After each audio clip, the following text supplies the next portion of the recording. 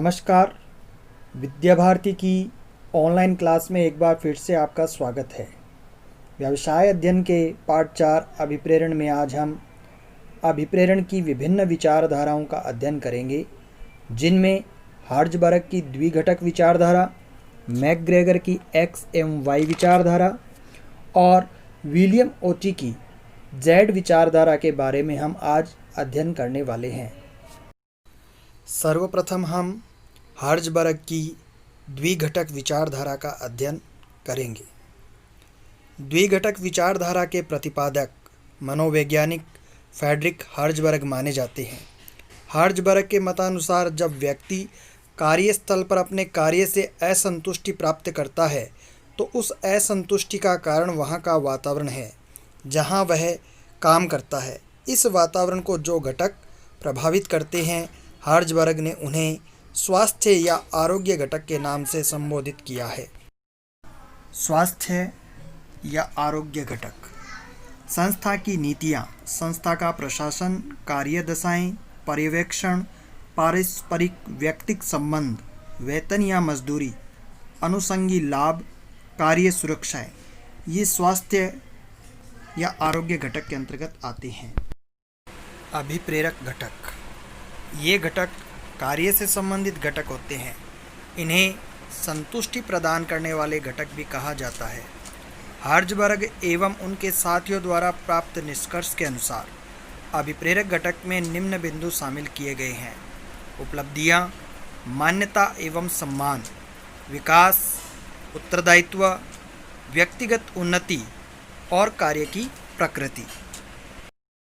McGregor की x एवं Y विचारधारा: अभिप्रेरण की एक्स एवं वाई विचारधारा का प्रतिपादन लेखक एवं मनोवैज्ञानिक डगलस मैकग्रेगर ने अपनी पुस्तक ह्यूमन साइड ऑफ इंटरप्राइजेज में किया है।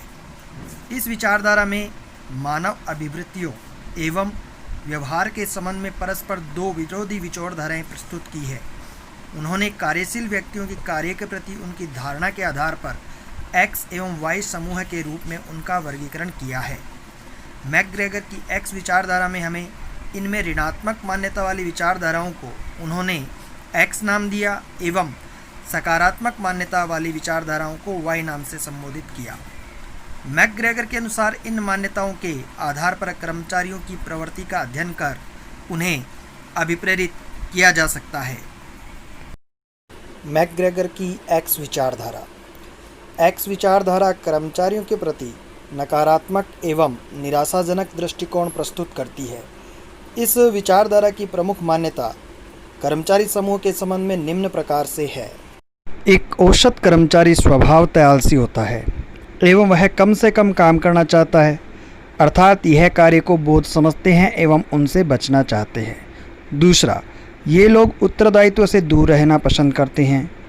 तीसरा, ये परिवर्तनों का विरोध करते हैं एवं परंपरागत विधियों से ही कार्य करना पसंद करते हैं।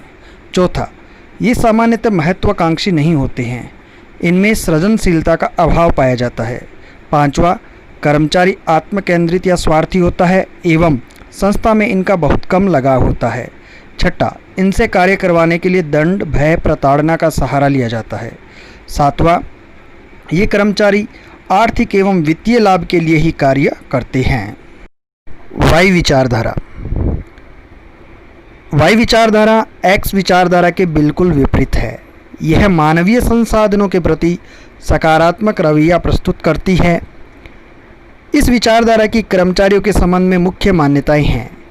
पहली, कर्मचारी कार्य को सहज एवं स्वाभाविक क्रिया मानते हैं। दूसरी, ये नवीन विधियों एवं परिवर्तनों का स्वागत करते हैं एवं उन्हें अपनाते हैं। तीसरी, ये महत्वाकांक्षी होते हैं एवं उत्तरदायित्व को स्वीकार करते हैं। चौथी, ये कर्मचारी कल्पनाशील एवं सृजनशील होते हैं। पांचवी, ये स्वप्रेरित एवं स्वनियंत्रित होते हैं। छठी, ये अपनी क्षमता एवं योग्यता का अधिकतम उपयोग करना चाहते हैं। सातवीं, ये केवल आधारभूत आवश्यकताओं की पूर्ति हेतु काम नहीं करते बल्कि अपने स्वाभिमान एवं आत्मविश्वास हेतु भी कार्य करते हैं। विलियम ओची की जेड विचारधारा: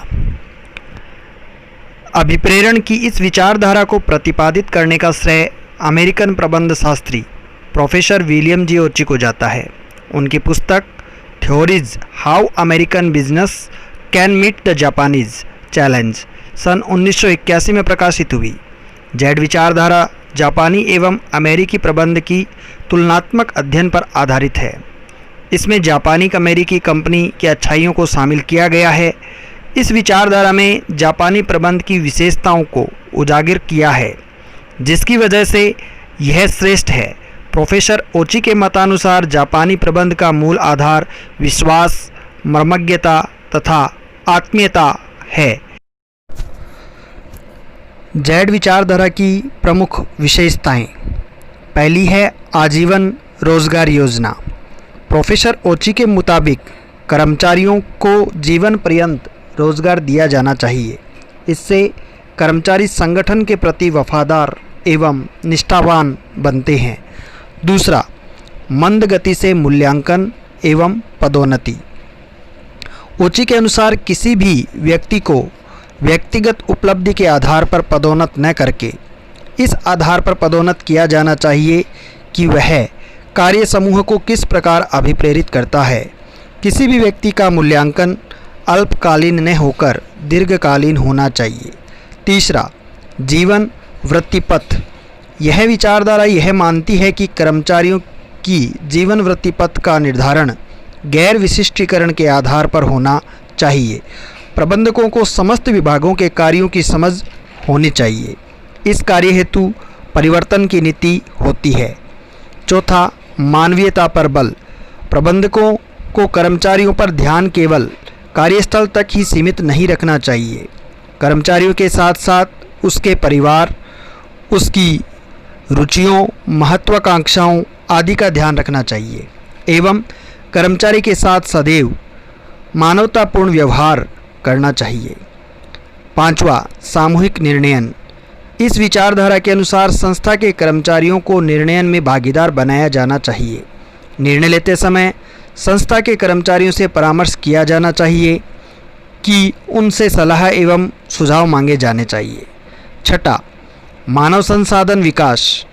कर्मचारियों को कार्य के प्रति लगन एवं उत्साह पैदा करने के लिए मानव संसाधन विकास की योजना बनाकर कर्मचारियों की छिपी हुई क्षमता को पहचान कर इस क्षमताओं के विकास हेतु उचित प्रशिक्षण दिया जाना चाहिए। सातवां, अनौपचारिक नियंत्रण। इस विचारधारा में संस्था के कर्मचारियों के साथ अनौपचारिक संबंधों का निर्माण करके उन पर नियंत्रण करने का प्रयास किया जाना चाहिए। इस हेतु प्रबंधकों को अपने अधीनस्थों में विश्वास तथा सहयोग की भावना पर बल देना चाहिए।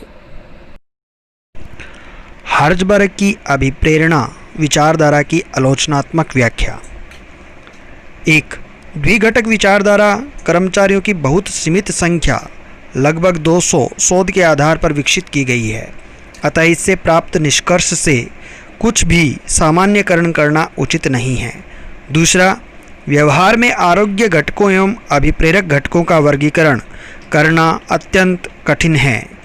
तीसरा, आलोचकों का कहना है कि दोनों प्रकार के घटक अभिप्रेरित करते हैं, पर केवल अभिप्रेरक घटक ही अभिप्रेरित नहीं करते हैं। चौथा, सभी अभिप्रेरक घटकों पर समुचित ध्यान नहीं दिया गया है, यहाँ तक कि पदोन्नति एवं पारस्परिक संबंधों, अच्छे वेतन को अच्छे तत्वों में शामिल नहीं किया गया है। पांचवा, इस विचारधारा में परिस्थितियों पर होने वाले परिवर्तनों पर ध्यान नहीं दिया गया है। छठा, कुछ आलोचकों का कहना है कि यह विचारधारा छोटे संगठनों के लिए खरी नहीं उतरती है जितनी कि बड़े संगठनों पर। उपरोक्त आलोचनाओं के उपरांत भी हर्ज़बर्ग की विचारधारा एक श्रेष्ठ विचारधारा है।